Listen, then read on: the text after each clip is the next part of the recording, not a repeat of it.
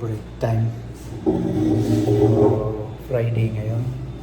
Day off ko sana pero overtime. Break time namin. Kailangan ko mag-overtime.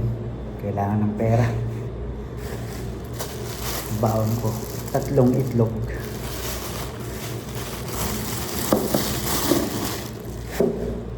Ganyan ako magtipid. Isang itlog, tapos mamayang siguro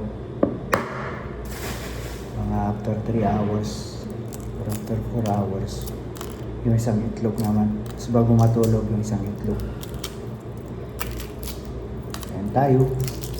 Pero kung may magyaya sa akin na tinuturuan ko, nakakain sa labas, pasalamat ako. Dahil makakain ako na maayos.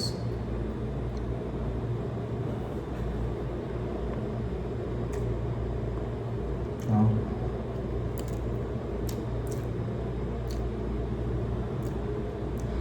Bukas, na malingki kasi ako kahapon.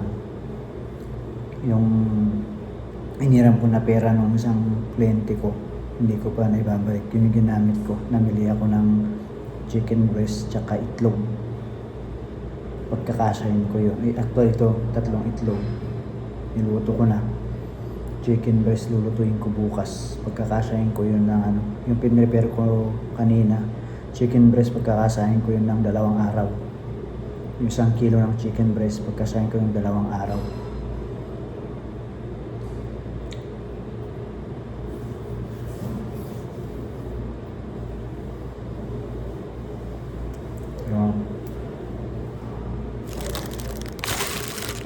Ayan.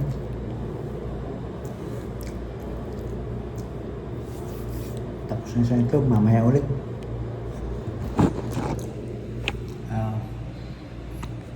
Taste lang talaga.